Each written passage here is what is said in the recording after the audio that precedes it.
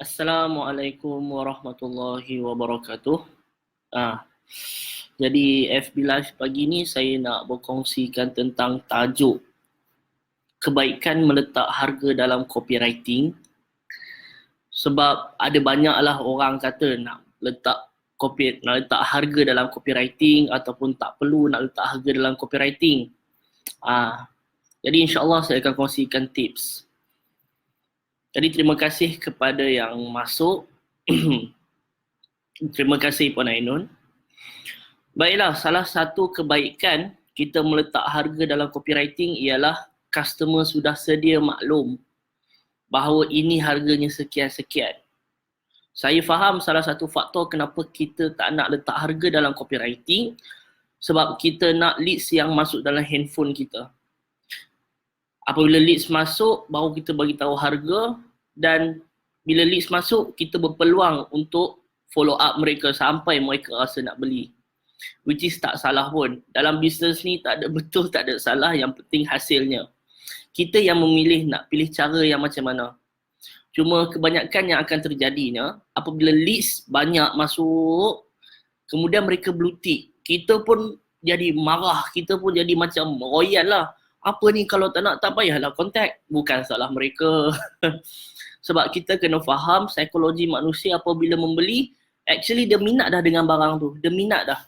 Cuma dia nak tahu harga. Jadi kita beritahu, dia akan tengok produk apa, kemudian dia akan jam terus berapa harga. Kita nak kena faham tu dulu. Apabila mereka rasa produk tu mereka berkenan, harga tu dalam bajet mereka, barulah mereka akan tengok offer, ciri-ciri produk. Sebab manusia ni, selain daripada mahu, kita kena pastikan juga mereka juga mampu. Kalau tak ada dua-dua ni, memang rugi. Maksudnya, memang sia-sia lah. Sebab kalau kita pujuk lah macam mana sekalipun, memang takkan jalan. Sebab itulah, maksud copywriting ini ialah ayat tawaran yang kita berikan kepada target market supaya mereka minat. Sebab copywriting ini termasuk dalam bahagian marketing funnel. Bukan sale. Sale ialah tugas bagi orang sale. Maksudnya copywriting ni tarik leads, orang sale akan close. Tapi sebagai seorang marketing, salah satu cara untuk bagi mereka minat adalah kita kena tapis yang betul-betul berminat lah. Maksudnya kita bagi info apa produknya, apa keunikannya, apa tawarannya, free post ke, free gift ke, dan masukkan harga juga. Supaya orang sale mudah untuk close. Biarlah kita tak masuk 50 leads satu hari pun, masuk 10 leads tapi yang close-nya 5-6 pun okey. Sebab sekarang ni terlalu ramai orang yang berbangga-bangga, oh saya spend sikit banyak leads masuk. Tapi apabila kami go through tengok iklannya, oh patutlah iklan macam tu, memang dapat banyak leads lah. Jadi kita kena berbalik kepada tujuan kita. Kita nak tunjuk kita banyak leads ataupun kita nak ada banyak sale. Sebab sekarang ni banyak trend spend RM10, leads 20. Sebab itulah salah satu kebaikannya ialah kita dah dapat qualified customer. Jadi yang diorang masuk dalam handphone kita tu memang betul-betul dah tahu harga, tinggal nak beli. Sebab apabila customer dah well informed dalam copywriting, kita punya script closing jadi sangat mudah. Masuk je leads, kita ucap terima kasih, kemudian kita tanyakan kepada mereka, okey, tuan puan nak berapa? Nak 2 unit ke nak 3 unit? Jangan sebut nak 1 ke 2. Sebab kita tak tahu customer kita ni mampu ke tak mampu. Jadi kita bersangka baik, kita pun offer yang lebih banyak.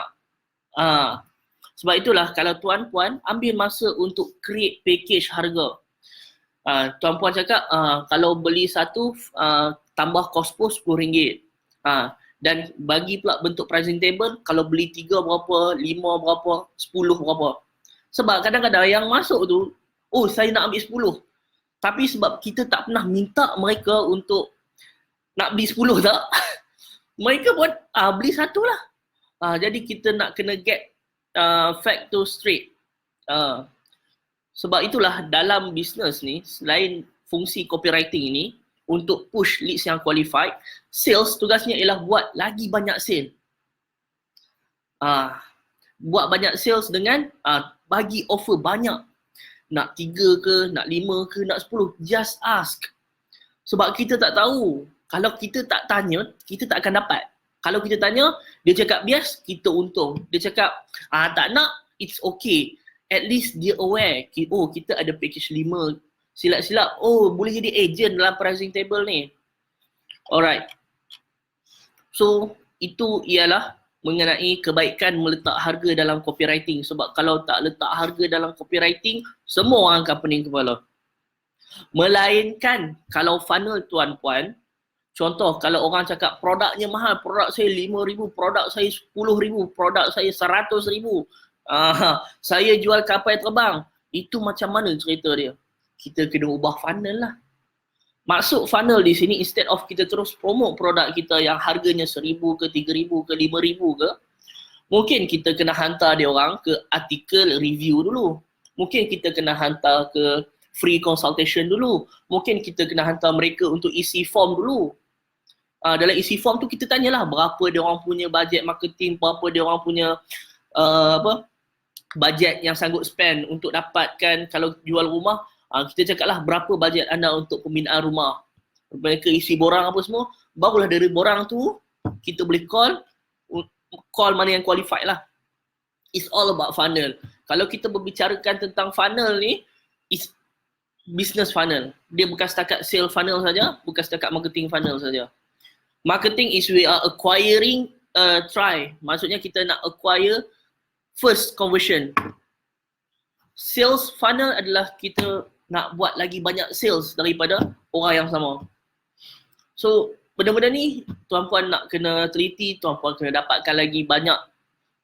Tuan-puan boleh dapatkan ilmu ini daripada pembacaan tuan-puan ataupun tuan-puan boleh dapatkan coaching daripada siapa-siapa ke. Supaya tuan-puan akan dapat lebih banyak insight. Sebab kebanyakan orang, dia buat business ni, dia hanya nampak nak buat duit. Dan dia hanya buat duit daripada satu pelanggan dan dia langsung tak ada mekanisme untuk buat pelanggan tu beli lagi dan lagi.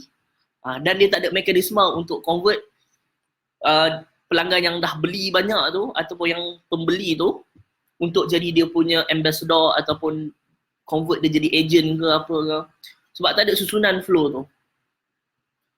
Baiklah. Tuan-puan ada soalan?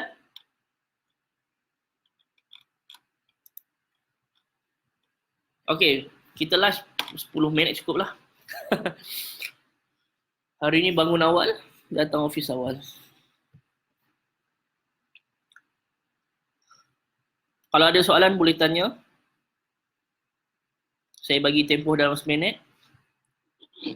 Kalau tak ada juga, saya recap and kita akan habiskan live kita.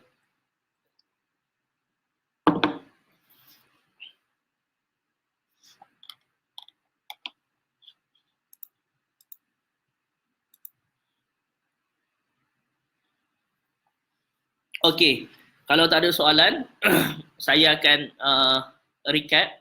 Baiklah, kenapa kita meletakkan harga dalam copywriting?